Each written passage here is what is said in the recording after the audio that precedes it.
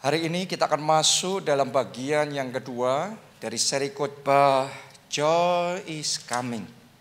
Dan saya percaya ini yang Tuhan kerjakan dalam hidup kita semua. Saya punya good news buat saudara semua dan satu perkataan profetik ya. In your life, dalam hidupmu, joy is coming. Joy is coming. Amin. Nah, tapi kita harus hati-hati terhadap yang namanya pencuri sukacita. Itu judul khotbah hari ini. Kenapa saya ngomong tentang pencuri sukacita? Karena sukacita adalah buah roh. Dalam Alkitab, Galatia 5 ayat 20-23, ya saudara bisa menemukan bahwa sukacita adalah di urutan kedua dari 9 buah roh. Yang pertama adalah kasih. Terus kemudian sukacita. Padahal kita belajar dalam Alkitab, kasih itu yang terbesar. Nah, kalau sukacita di urutan yang kedua, berarti sukacita adalah buah roh yang sangat berkhasiat. Coba Anda renungkan saja, kalau dalam hidup kita penuh dengan sukacita, ya kita akan jadi kuat. Kita baca Nehemia 8 ayat 10b, jangan kamu bersusah hati, sebab sukacita karena Tuhan itulah perlindunganmu. Jadi buat saudara yang hari ini datang ke tempat ini, ada kesusahan, ada kesedihan, buka hati saudara, ini pesan firman Tuhan, jangan kamu bersusah hati. Kenapa? Karena the joy of the Lord, sukacita Tuhan adalah perlindungan kita. Dalam Alkitab bahasa Inggris kata perlindungan kita disebut the joy of the Lord is my strength, our strength, kekuatan kita. Jadi yang namanya sukacita itu perlindungan, sukacita itu kekuatan, sukacita itu mendatangkan kesegaran, sukacita itu memulihkan. Kalau Anda hidupnya penuh sukacita, badanmu sehat. Hati yang gembira adalah obat yang manjur. Benar? Sumbernya apa? Sukacita. Kalau Anda bekerjanya sukacita, Anda enjoy, Anda kerja kerasnya nggak kerasa, Anda jadi orang yang kreatif dan kok akan berhasil. Baliknya lagi adalah sukacita. Beda kalau kita kerjanya depresi. Orang yang kerjanya depresi, bebannya sudah berat, sudah kalah sebelum bertanding, dan kita nggak bisa berhasil. Jadi hari ini minta supaya buah roh sukacita itu masuk di dalam kehidupan kita. Kalau saudara bisa menemukan sukacita di dalam pernikahan, sukacita di dalam keluarga, maka rumah saudara akan kerasa seperti surga di bumi. Kenapa? Sumbernya adalah sukacita. Sukacita itu perlindungan. Sukacita itu kekuatan. Sukacita itu kesehatan. Sukacita adalah buah roh yang sangat berkhasiat. Gak heran iblis akan berusaha mati-matian untuk berusaha mencuri sukacita kita. Bisa jadi Anda yang ada di tempat ini sementara mendengarkan firman Tuhan, beberapa hari ini hal-hal tertentu terjadi berusaha untuk mencuri sukacita dalam hatimu. Tiba-tiba hal-hal yang tidak diharapkan terjadi. Hal-hal yang Anda tidak duga terjadi dan itu sangat mengagetkan. Sehingga sempat saudara kehilangan sukacita. Tapi buka hati saudara, pesan firman Tuhan hari ini, jangan kamu bersusah hati. Kenapa? Karena the joy of the Lord, sukacita Tuhan itu kekuatan kita. Jadi saya mau bagikan kepada saudara hari ini 4 pencuri sukacita dan cara mengalahkannya. Supaya kita semua di tempat ini mulai hari ini bisa menjaga sukacita dalam hati kita. Iblis boleh berusaha kayak gimana pun, tapi doa saya mulai sekarang, sukacita Tuhan dalam hati saudara terpelihara. Apapun boleh terjadi, tapi kita tidak susah, kita tidak tenggelam dalam kesedihan, sukacita dari Tuhan tetap ada dalam hati kita. Boleh katakan amin saudaraku, kita kasih tepuk tangan yang meriah buat Tuhan kita. Pencuri sukacita yang pertama namanya adalah ketakutan dan kekhawatiran. Gak ada orang yang bisa bersukacita kalau hatinya dicekam dengan ketakutan dan kekhawatiran. Mari kita baca Lukas 1 ayatnya yang ke-26 sampai 31. Dalam bulan yang ke-6 Allah menyuruh malaikat Gabriel pergi ke sebuah kota di Galilea bernama Nazaret. Kepada seorang perawan yang bertunangan dengan seorang bernama Yusuf dari keluarga Daud. Nama perawan itu Maria. Ketika malaikat itu masuk ke rumah Maria, ia berkata, "Salam, hai engkau yang dikaruniai, Tuhan menyertai engkau." Ayat 29 perhatikan. Maria apa? Terkejut mendengar perkataan itu, lalu bertanya di dalam hatinya, apakah arti salam itu? Kata malaikat itu kepadanya, "Jangan takut, hai Maria, sebab engkau beroleh kasih karunia di hadapan Allah. Sesungguhnya engkau akan mengandung dan akan melahirkan seorang anak laki-laki, dan hendaklah engkau menamai dia Yesus." Jadi waktu itu malaikat Gabriel datang kepada Maria menyampaikan pesan, Maria akan dipakai untuk melahirkan sang juru selamat dunia. Ya. Kalau kita sekarang dengar dan baca kisah ini, kita berpikir, wah enak ya jadi Maria. Itu pasti kita anggap sebagai satu good news. Wow, hebat. Akan dipakai jadi ibu yang melahirkan sang juru selamat dunia. Tapi kalau Anda perhatikan tadi yang kisah yang kita baca itu, responnya Maria, bukannya Maria happy, ya terima kasih Tuhan. Ditulis di sana tadi, Maria apa? Terkejut. Oke, dalam Alkitab bahasa Inggrisnya, kata terkejut itu she was troubled. Troubled itu artinya adalah dia gelisah. Jadi ketika dia dengar kabar itu, hatinya jadi gelisah. Bahkan dalam terjemahan yang lain juga ditulis disturbed wholly. Jadi dia sangat gelisah sekali. Dapat kabar tapi gelisah. Ada nggak di tempat ini saudara yang hatinya sedang gelisah karena hal-hal terjadi dalam hidup saudara? Anda dengar ini dan itu, hatimu jadi gelisah. Itu yang dialami oleh Maria. Kenapa Maria gelisah? Saya yakin karena semua rencananya kacau balau semua. Mungkin tadinya sebelum malaikat Gabriel datang, dia sudah buat rencana sama Yusuf, sama tunangannya. Bahwa mereka akan membangun keluarga, mereka akan menikah, punya anak, hidup tenang, kerja dengan baik, jadi orang baik. Tapi tiba-tiba sekarang malaikat Gabriel ngomong, kamu akan melahirkan sang juru selamat dunia, kamu akan mengandung. Jadi saudara renungkan, tiba-tiba rencananya berubah semuanya. Kalau jadi Maria pasti berpikir, responnya Yusuf gimana kalau sampai aku hamil di luar Yusuf. Anda bayangkan saja, nggak mungkin Yusuf bisa menerima. Gimana dengan kata orang? Kalau Yusuf nggak bisa menerima, ini akan dianggap bayi haram. Ya. Terus kemudian apa kata masyarakat? Gimana dengan nama baiknya? Mungkin hal-hal yang menggelisahkan saudara seputar nama baik, seputar reputasi. Atau juga bahkan yang dialami Maria juga di zaman itu, kalau sampai orang hamil di luar pernikahan dan itu dianggap perzinahan, orang bisa dilempari batu sampai mati. Berarti terancam nyawanya. Karena itu Maria gelisah. Bisa jadi saat ini karir saudara yang terancam dan Anda gelisah. Pekerjaanmu yang terancam dan engkau gelisah. Keluargamu terancam dan engkau gelisah. Itu yang dialami oleh Maria pada waktu itu. Makanya malaikat Gabriel ngomongnya sama Maria, Maria jangan takut. Kenapa? Karena Maria sempat tercekam dengan ketakutan.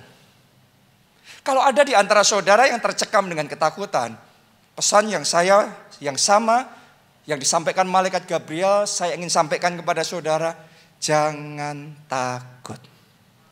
Jangan takut. Anda buka hati saudara dan terima pesan firman Tuhan ini. Jangan takut. Ketakutan akan mencuri sukacita saudara. Kalau Anda biarkan ketakutan, gak ada lagi damai, gak ada lagi sukacita di dalam hati saudara. Jangan takut. Belajar dari Maria. Gimana caranya mengalahkan ketakutan? Sederhana. Belajar berserah sama rencana Tuhan. Kita semua punya rencana kan? Kita semua punya keinginan kan? Kita semua punya ini dan itu, kemauan, pengharapan kita. Tapi pada akhirnya belajar berserah sama rencana Tuhan. Karena Tuhanmu mengasihi saudara dan Tuhan tahu yang terbaik buat kita. Kalau Tuhan izinkan sesuatu terjadi tidak sesuai dengan pemikiran kita, mari kita minta yang penting rencana Tuhan yang jadi. Karena waktu nggak sesuai dengan pemikiran kita pasti kecewa. Waduh, kok kayak gini, gimana? Tapi setelah Anda lewat nanti, kalau engkau berserah sama rencana Tuhan dan engkau ngikuti rencana Tuhan, begitu rencana Tuhan yang jadi, Anda akan bersyukur. Yang kemarin nggak kejadian, Anda bersyukur. Kenapa? Karena yang dari Tuhan pasti lebih baik, lebih indah, dan lebih luar biasa. Amin. Kita baca dulu Lukas 1 ayat 37 sampai 38. Ya, sebab bagi Allah tidak ada yang mustahil. Boleh katakan amin. Kata Maria, sesungguhnya aku ini hamba Tuhan, jadilah padaku menurut perkataanmu itu. Lalu malaikat itu meninggalkan dia. Jadi Maria berserah sama rencana Tuhan. Jadilah padaku menurut perkataanmu itu. Ya, Maria ini percaya bahwa dia beroleh kasih karunia. Seperti yang disampaikan oleh malaikat Gabriel. Kamu beroleh kasih karunia. Hari ini apapun yang terjadi dalam hidup saudara, percayalah Anda beroleh kasih karunia. Anda highly favor. Anda orang yang melimpah dengan kasih karunia. Oh, itu yang terus menerus saya katakan dalam hidup saya, nggak peduli apapun yang sedang terjadi. Karena dalam hidup saya pun tidak selalu hal yang saya inginkan yang terjadi. Kadang-kadang hal yang tidak diinginkan, loh kok kayak gini. Tapi saya percaya I'm highly favor. Aku dipenuhi, dilimpahi dengan kasih karunia. Dan bagi Tuhan tidak ada yang mustahil. Amin. Baru saja saya dapat kesaksian sebelum masuk di tempat ini. Tadi saya telepon sama Pak Obaja. Pak Obaja cerita tentang jemaat kita di Jepang. Sempat mengalami pergumulan. Gara-gara pengacaranya lupa ngurus soal visanya, akhirnya anaknya maksudnya ya harus dideportasi balik ke Indonesia. Wah, pengacaranya merasa bersalah sekali karena dia yang salah, dia yang lupa untuk ngurus. Waduh, gimana? Dan ini pemerintah Jepang itu strict sekali, nggak bisa begini begitu. Itu kalau sudah jalan begini ya sudah begini. Ya, tapi karena dia jemaat keluarga Allah, jemaat kita ini, dia belajar tentang percaya sama Tuhan. Bagi Allah tidak ada yang mustahil. Jadi dia ngomong sama pengacara itu, nggak ada yang mustahil buat Allah. Pasti Tuhan yang tolong. Ayo kita urus, Tuhan buka jalan. Pengacaranya ngomong nggak mungkin, di Jepang nggak ada yang gitu-gitu. Ya, nggak ada mujizat-mujizat, nggak ada. Ini nggak mungkin. Pemerintahnya sudah, ini aturan sudah jelas semuanya. Saudaraku, akhirnya jemaat kita ngomong pasti bisa. Jadi perkataan profetik bisa. I'm highly favor. Aku beroleh kasih karunia. Pasti bisa. Pengacaranya tetap ngomong nggak bisa. Kadang Anda waktu deklarasi profetik akan ada intimidasi balik ngomong nggak bisa. Benar? Ya. Terus jemaat kita ngomong gini, kalau bisa gimana? Kalau bisa, mau nggak Bapak pengacara percaya sama Tuhanku, sama Yesusku? Pengacara ini karena pede, nggak mungkin bisa sepanjang sejarah dalam hidupnya teman-temannya dia yang dia tahu nggak ada yang bisa kayak gitu.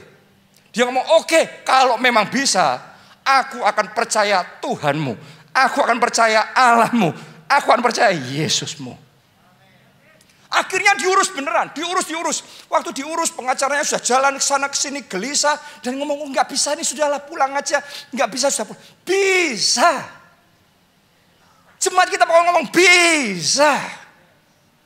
Dan sesuatu terjadi dengan ajaib. Tuhan buka jalan, singkat cerita benar-benar bisa. Anaknya nggak jadi dideportasi, tetap bisa melanjutkan di Jepang. Dan yang paling menggembirakan, pengacara yang nggak percaya Tuhan ini buka hati, terima Yesus sebagai Tuhan dan Juru Selamat. Tepuk tangannya pula yang paling meriah, sebab bagi Allah tidak ada yang mustahil. Dari satu kejadian itu Tuhan izinkan, sempat mau dideportasi. Ternyata Tuhan punya rencana, melalui itu pengacaranya diselamatkan. Jadi apapun yang menggelisahkan saudara, apapun yang meresahkan saudara, jangan takut. Engkau beroleh kasih karunia. Dan bagi Tuhan tidak ada yang mustahil. Amin. Saya berdoa miracles, mujizat terjadi buat saudara. Kesembuhan terjadi buat saudara. Berkat tercurah buat saudara. Amin. Diberkati dan jadi berkat. Jadi pakai hidup saudara untuk bersaksi, selamatkan jiwa. Selamatkan jiwa. Saya tantang seluruh jemaat keluarga Allah. Ayo kita bangkit. Beritakan kabar baik. Di dalam Yesus ada pengharapan. Di dalam Yesus ada keselamatan. Apalagi ini adalah momen Natal. Bulan Desember ini dan sebentar lagi kita merayakan Natal. Saya ajak saudara. Ayo undang keluarga saudara. Undang teman-teman saudara. Ayo ajak mereka datang beribadah. Dan biar mereka mengalami perjumpaan pribadi dengan Tuhan Yesus. Sebab bagi Allah tidak ada yang mustahil. Itu yang pertama. Yang kedua, pencuri sukacita yang kedua adalah hati yang terluka. Kalau hatimu terluka, pedih hati saudara, kecewa, sakit hatimu, susah untuk bersuka cita. Coba Anda renungkan kisah tentang Maria dan Yusuf itu. Dari sisi Marianya tadi kan ketakutan, gelisah. Tapi kita lihat dari sisi Yusuf. Kalau Anda jadi sisinya Yusuf, punya tunangan, tiba-tiba Anda dikasih tahu tunangan saudara hamil dan itu bukan dari saudara, kira-kira respon saudara gimana? Pasti merasa dikhianati, bener enggak? Pasti merasa ditikam dari belakang. Pasti merasa ditipu. Dan itu bisa kecewa sekali. Sakit hati benar. Itu yang dialami Yusuf. Sampai Alkitab mencatat Yusuf berniat untuk putus sama Maria. Menceraikan Maria. Saya yakin karena hatinya terluka. Mungkin ada di antara saudara di tempat ini juga mengalami hal yang sama. Saat ini hati saudara sedang terluka. Sama suami saudara sendiri mungkin. Sama omongan istri saudara yang sangat pedas dan itu menyakiti hati saudara. Atau mungkin sama orang tuamu sendiri. Sama teman dekat, sama sahabat saudara. Kalau hati terluka itu belum disembuhkan, susah untuk kita bersuka cita. Ini pencuri sukacita. Ini yang ngambil sukacita dari hidup kita. Jangan izinkan berlama-lama di dalam kecewa dan pahit hati itu. Saya ajak saudara untuk buka hati. Itu yang dialami Yusuf. Sampai di satu titik Tuhan sendiri datang sama Yusuf. Tuhan sendiri bicara sama Yusuf. Tuhan sendiri jamah hatinya. Tuhan sendiri sembuhkan dan pulihkan semua kecewa dan luka hatinya. Dan akhirnya Yusuf bisa mengampuni. Dan ketika Yusuf bisa mengampuni, Yusuf bisa menerima Maria kembali. Akhirnya hubungan mereka dipulihkan. Dan karena dia bisa mengampuni itu, hubungannya dengan Maria bisa dipulihkan. Hari ini sampai sekarang, Yusuf masih dapat kehormatan, dikenal sebagai orang tuanya Yesus. Kalau Yusuf waktu itu gak bisa mengampuni karena sudah kaku hati, gak bisa, maka Yusuf tidak akan pernah dikenal sampai hari ini. Dia tidak bisa mendapatkan kehormatan dan kasih karunia yang sebenarnya Tuhan mau kasih sama dia. Banyak orang gara-gara tidak bisa mengampuni, gagal mendapat kasih karunia. Gagal dapat mujizatnya, gagal dapat anugerahnya. Kenapa? Tidak mengampuni. Plus kehilangan sukacita.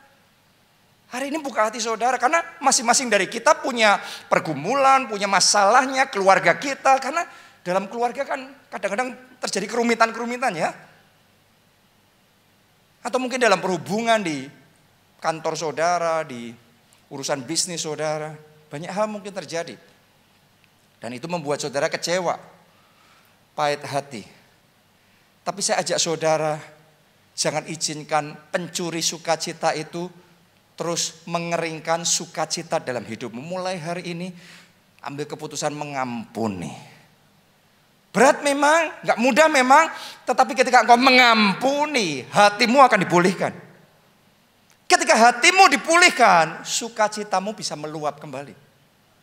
Ketika sukacitamu meluap, sama seperti Yusuf dikasih kehormatan, Tuhan juga akan berikan kehormatan kepada saudara.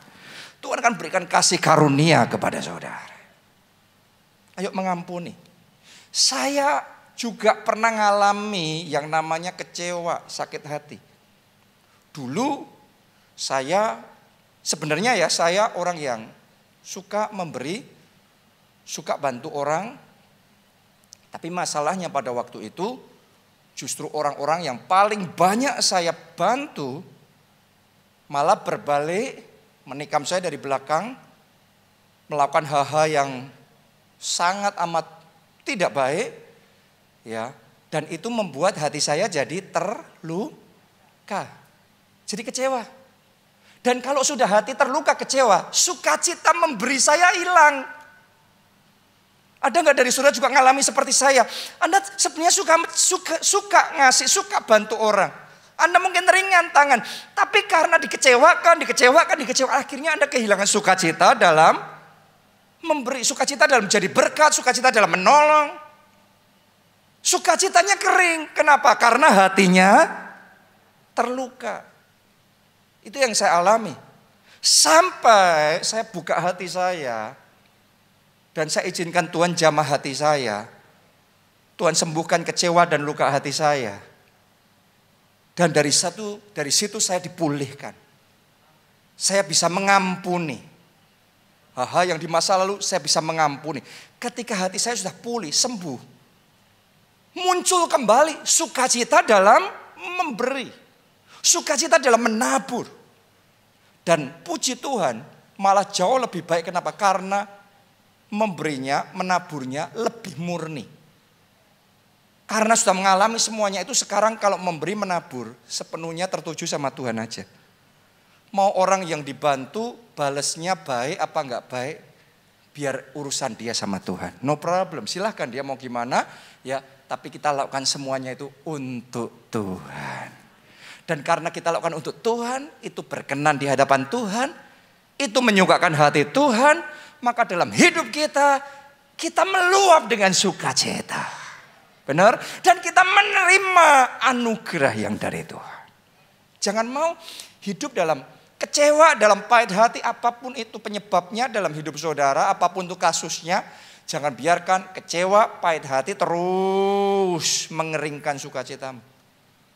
Buka hati, terima pesan firman Tuhan hari ini. Mengampuni. Dan alami kelepasan. Dan alami sukacita yang baru. Oke, itu yang kedua. Sekarang yang ketiga. Pencuri sukacita yang ketiga namanya adalah keraguan dan kebimbangan. Kalau saudara serba ragu, serba bimbang, serba bingung. Orang bimbang, orang ragu, orang bingung, susah bersukacita.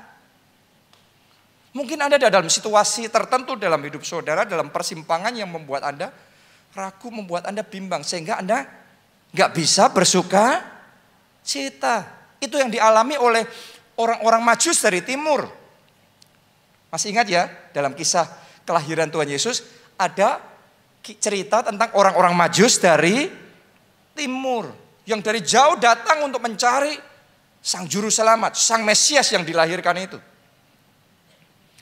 Awal mereka memulai perjalanan mereka, saya yakin hati mereka semangat, sukacita. Kenapa? Karena biasanya orang kalau memulai sesuatu dia excited, benar apa tidak?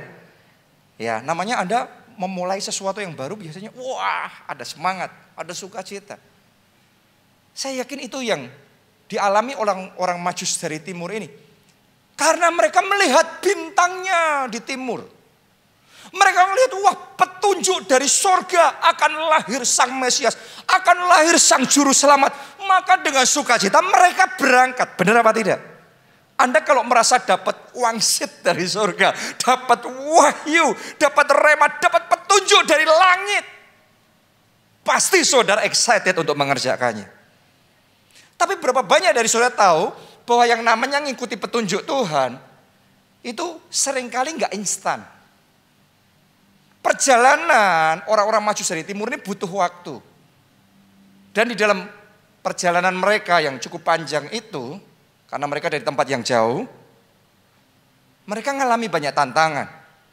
Sangat mungkin mereka mengalami banyak rintangan. Mungkin di tengah jalan ada gerombolan penjahat yang mau menyergap dan merampok mereka. Mungkin di tengah jalan ada juga binatang yang mau menerkam mereka. Dan mungkin ada banyak kejadian-kejadian yang tidak diharapkan. Anda kalau traveling ya, Anda ngalami enggak? Kadang-kadang ada hal-hal yang terjadi sementara kita traveling. Benar apa tidak? Itu di zaman modern yang sudah jauh lebih mudah. Anda bayangin zaman waktu itu. Jadi banyak rintangan, banyak halangan. Dan sampai di satu titik, dan juga dicatat dalam Alkitab, untuk satu waktu, satu masa, sempat bintang yang mereka lihat dari timur itu nggak kelihatan lagi. Ketutup mendung. Mereka tadinya ngelihat petunjuk itu dengan jelas, sekarang mereka nggak ngelihat lagi. Ada nggak dari antara saudara yang ketika Anda pertama kali memulai, Anda punya visi begitu jelas, Anda ngerti ini rema dari Tuhan, ini petunjuk dari Tuhan, ini yang Tuhan mau saya kerjakan, ini yang Tuhan janjikan dalam hidup saya, ini rencana Tuhan. Tapi sementara Anda menjalani itu, tantangan terjadi, persoalan terjadi, Anda mulai capek, maka visi yang tadinya begitu jelas itu mulai pudar. Tadinya Anda ngelihat bintang dari langit itu, sekarang mulai hilang. Tadinya Anda ngelihat visi itu dengan jelas, sekarang kayak Anda mulai mempertanyakan malah apa dulu rencana Tuhan apa bukan ya? Ya aku kerjakan ini kehendak Tuhan apa tidak ya? Jangan-jangan dulu bukan janji Tuhan. Jangan-jangan itu cuma ngomongan-ngomongan baik-baik, positif-positif aja. Tapi itu bukan janji Tuhan sungguh-sungguh dalam hidup saya. Tadinya kita ngelihat jalan ke depan dengan jelas, sekarang kayak nggak ngelihat apa-apa. Kayak jalan dalam hidupmu mungkin terasa gelap semuanya. Kayak kehilangan arah dalam hidup saudara. Akibatnya muncul kebingungan. Dan ketika kebingungan muncul, sukacita hilang. Mungkin itu yang Anda rasakan dalam hidup saudara sekarang ini. Anda mungkin bingung. Harus milih pasangan hidup yang mana? Harus milih karir yang mana? Menikahnya yang sama siapa? Tinggalnya di kota mana? Saat saudara bingung dan dalam persimpangan seperti yang dialami orang Majus dari timur itu, apa yang harus kita lakukan? Anda dengarkan baik-baik. Datang sama Tuhan. Minta petunjuk lagi sama Tuhan. Karena bintang itu datangnya dari Tuhan. Tuhan yang akan memperlihatkan bintangnya kembali dalam hidup saudara. Tuhan yang akan kembali bicara dalam hidup saudara. Tuhan yang akan kembali meneguhkan hati saudara. Tuhan yang akan kembali memberikan kemantapan dalam hati saudara. Kayak Abraham, pertama dikasih janji sama Tuhan, dia semangat. Wah, dikasih keturunan, bapak banyak bangsa. Sementara waktu jalan kok nggak terjadi, lemah loyo. Benar apa tidak? Tapi Tuhan datang lagi, Tuhan ngomong lagi, dan karena Tuhan ngomong, Abraham kuat lagi, bangkit lagi imannya. Jadi saat saudara bimbang, saat saudara bingung, Anda dengar pesan Tuhan, Anda dengar suara Tuhan, Anda dengar firman Tuhan, maka imanmu dikuatkan kembali. Jangan malah salah, kalau Anda bingung tanya sama orang yang salah. Itu yang dilakukan orang-orang Majus dari timur. Gara-gara tanya sama orang yang salah, mereka hampir binasa. Di saat mereka nggak ngelihat bintang, mereka tanyanya sama Raja Herodes. Gara-gara mereka tanya sama Raja Herodes, mereka hampir binasa kan? Mereka hampir celaka, hampir mati mereka. Puji Tuhan masih ada anugerah yang menyelamatkan mereka. Kalau saudara waktu di persimpangan jalan, tanyanya sama orang yang gak benar, orang yang gak mendengar suara Tuhan, teman yang salah, Anda dengarkan omongan yang salah, ngikuti jalan yang salah, itu bisa celaka. Jadi hari ini saat engkau bingung, doa sama Tuhan. Minta Tuhan bicara. Ambil waktu berdoa, ambil waktu berpuasa, ambil waktu berseru-seru sama Tuhan. Anda mungkin ngomong sama saya sudah berdoa tapi belum dapat petunjuk apa-apa. Doa lagi, cari Tuhan lagi. Sungguh-sungguh kejar wajah Tuhan. Karena Tuhan mau hidup. Kalau Anda sungguh-sungguh nyari Tuhan, Dia akan bicara. Oh, saya berdoa telinga rohani saudara terbuka. Dan Anda bisa terima petunjuk dari Tuhan. Anda bisa dengar suara Tuhan. Amin. Itu yang saya alami juga. Pertama kali saya diutus oleh Pak Obaja untuk memulai gereja kita di Jogja. Awalnya confident, awalnya semangat. Tapi ternyata yang terjadi tidak seperti yang saya pikirkan. Stagnasi, kemunduran, penurunan. Jadi seolah-olah kayak saya jadi bertanya-tanya, benar enggak sih? Di momen seperti itu saya secara manusia sudah berpikir, aduh, ngapainlah ada di Jogja terus, saya balik ke Solo aja. Di Solo gereja kita sudah maju, semua sudah lebih ketata, ya sudah lebih gampang. Secara manusia berpikir kayak gitu. Tapi waktu saya datang sama Tuhan, dalam doa Tuhan ngomong, no, stay in Jogja. Waktu itu ya, Tuhan ngomong sama saya, tetap ada di Jogja. Itu petunjuk dari Tuhan. Dan itu bertentangan dengan pikiran saya. Tapi karena petunjuk dari Tuhan, saya lakukan. Dan ketika saya lakukan, hati saya mantap kembali. Tadinya saya gelisah, saya bingung, saya ragu. Tapi sekarang saya bisa bersuka cita. Walaupun saya belum langsung lihat terobosan, belum langsung lihat pertumbuhan, kemajuan. Tapi hati saya meluap dengan sukacita karena saya tahu saya tidak berjalan sendiri. Saya tahu Tuhan menyertai saya. Saya tahu saya berjalan di dalam rencana Tuhan. Dan dengan hati yang penuh sukacita, urapan mengalir. Kuasa Tuhan mengalir. Di situ, di babak kemudian terobosan terjadi. Jadi Anda yang saat ini sedang bingung, jangan lupa firman-Mu pelita bagi kakiku, terang bagi jalanku. Firman Tuhan tuh pelita dan terang. Anda yang gelap gak ngelihat apa-apa, terima firman Tuhan, dengarkan firman Tuhan, maka gelapmu akan dirubah jadi terang. Jalanmu akan dibuat jadi terang. Anda akan clear ngerti. This is the decision. Ini keputusan yang harus saya ambil dan saya mantap mengerjakannya karena saya tahu Tuhan yang berbicara.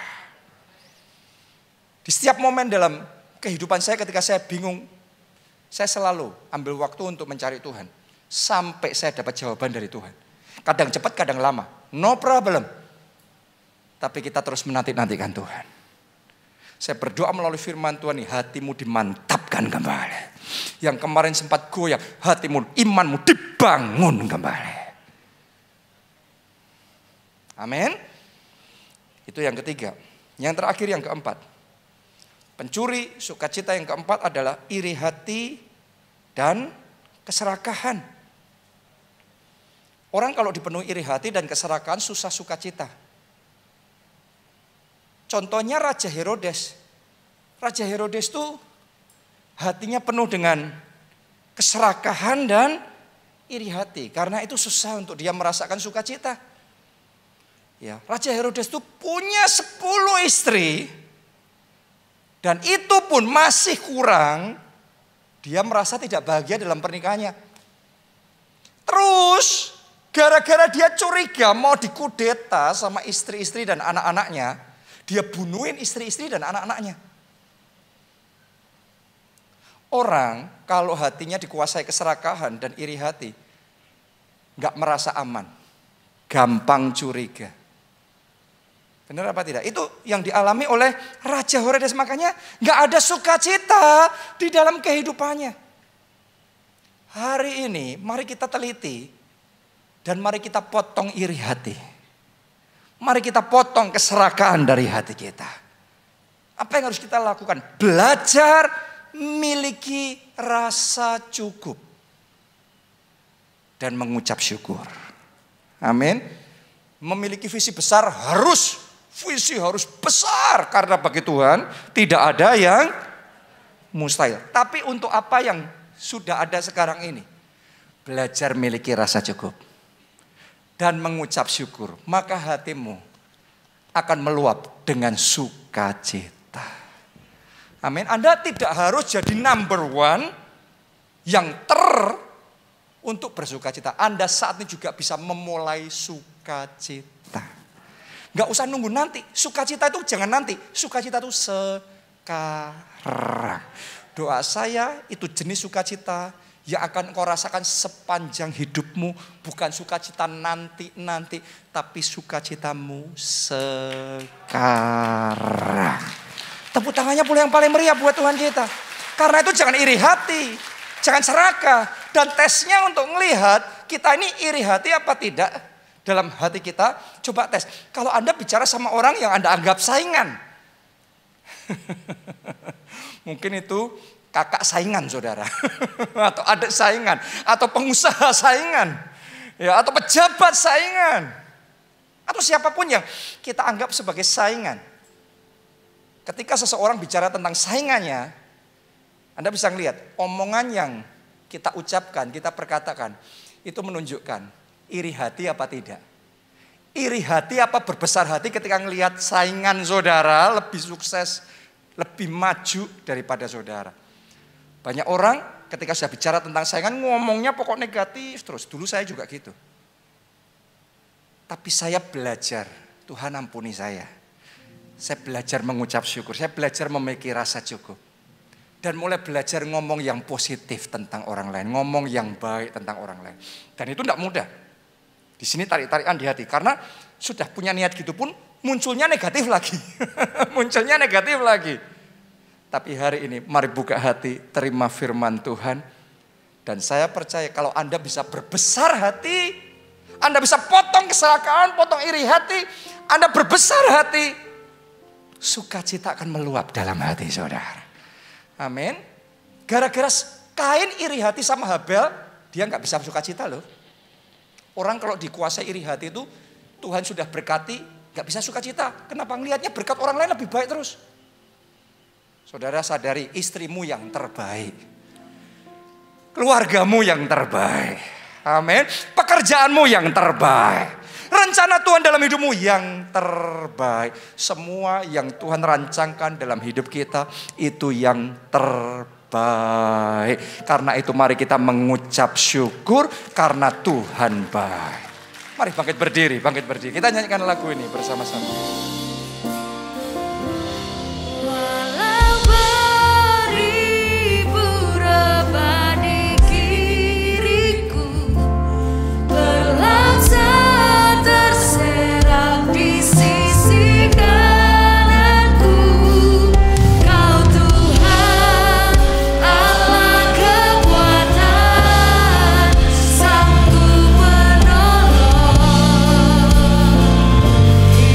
Mari kita angkat dua tangan kita, katakan walau beribu rebah di kiriku, terlaksa terserak di sisi kananku, Kau Tuhan Allah kekuatan, sanggup menolong.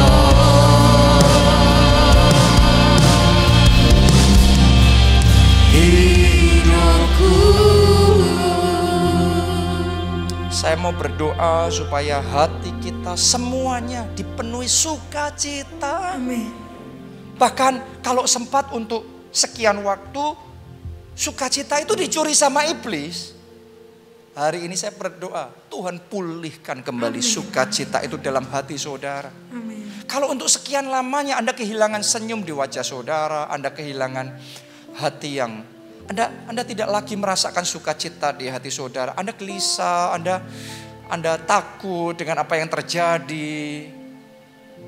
Saya berdoa sekali lagi melalui firman ini, Roh Kudus bekerja sehingga sukacita itu dipulihkan kembali dalam hati kita.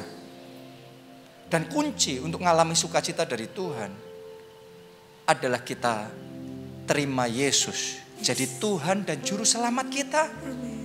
Karena dialah sumber sukacita itu.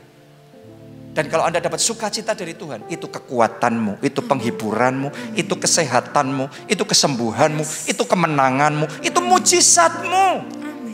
Karena itu mari buka hati dan terima Yesus jadi Tuhan dan Juru Selamat. Dimanapun Anda berada, Anda yang belum pernah terima Yesus sebagai Tuhan dan Juru Selamat, Anda yang mau terima Dia jadi Tuhan dan Juru Selamat, mari kita angkat dua tangan dan ikuti doa ini. Tuhan Yesus, Tuhan Yesus, masuklah dalam hatiku, masuklah dalam hatiku, jadi Tuhan dan Juru Selamatku. jadi Tuhan dan Juru Selamat. Ampuni dosa-dosaku, Ampuni dosa-dosaku, sucikan, kuduskan aku, sucikan, kuduskan, selamatkan hidupku. selamatkan hidup. Mulai sekarang, hidupku milik Tuhan. Hidupku milik Tuhan. Aku tidak lagi sendiri. Aku tidak lagi Aku hidup bersama Tuhan. Aku hidup bersama Aku tidak lagi takut. Aku tidak lagi Aku percaya Tuhan. Aku percaya Sebab bagi Tuhan sebab bagi Tuhan tidak ada yang mustahil. tidak ada yang mustahil. Mari semuanya angkat suara saudara. Oh, Kita berdoa semuanya bagi Tuhan. Tidak ada yang mustahil. Kami percaya. Aku percaya Tidak ada yang bagi mustahil Tuhan bagi tidak ada yang mustahil. Kami percaya Tuhan. Semua hal yang menggelisahkan itu saat ini lenyap.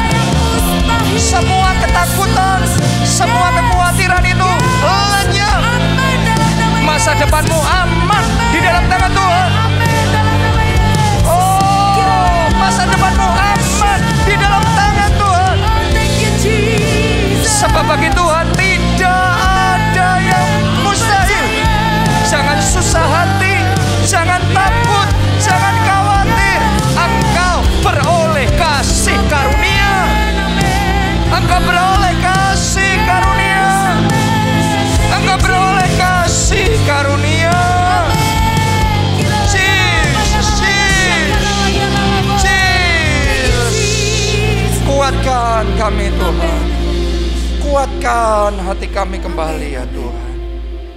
Terima kasih Tuhan. Yang kedua, saudaraku, saya mau berdoa buat saudara yang merasa tidak bisa melihat apa-apa di depan, jalanmu gelap.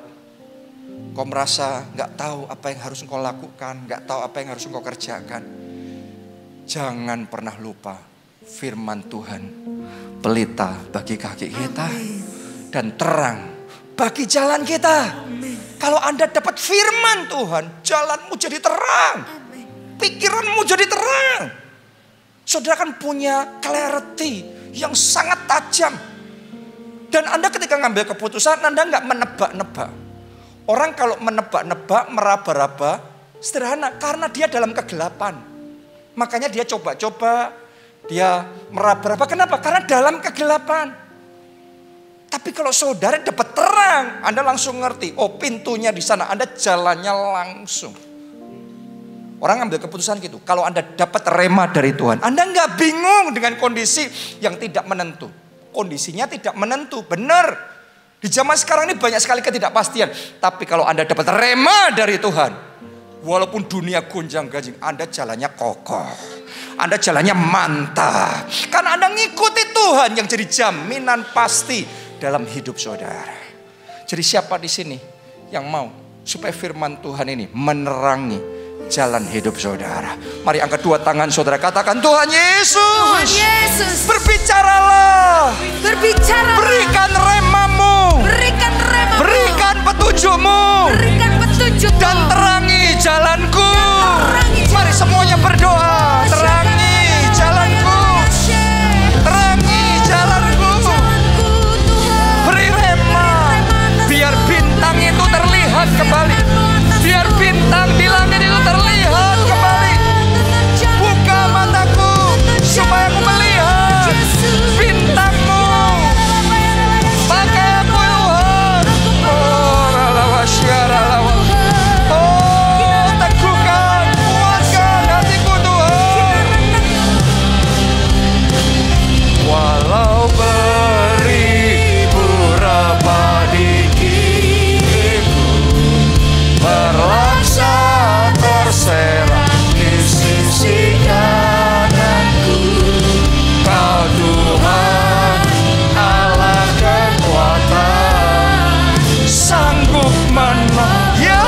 sanggup, Dia sanggup, Tuhan sanggup, Yesus sanggup menolong.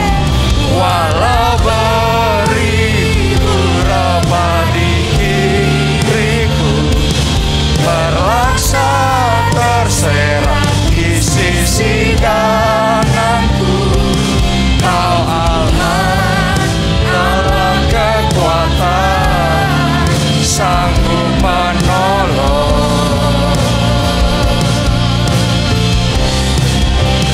Hidupku, mari yang terbaik bersama-sama kita katakan. Walau beribu raba di kiriku, berlaksa terserak di sisi kananku, Kau Tuhan Allah kekuatan, sanggup menolong.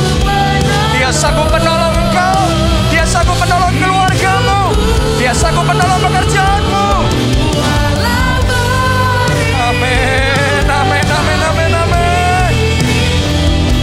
Berlaksa terserak di sisi kananku, Kau Tuhan Allah kekuatan, sanggup menolong, sanggup menolong, sanggup menolong.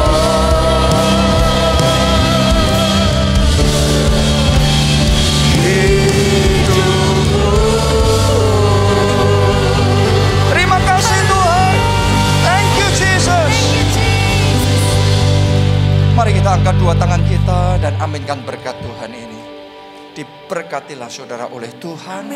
Diberkatilah keluarga saudara oleh Tuhan. Diberkatilah studi dan pekerjaan saudara oleh Tuhan. Diberkatilah kesehatan dan masa depan saudara oleh Tuhan.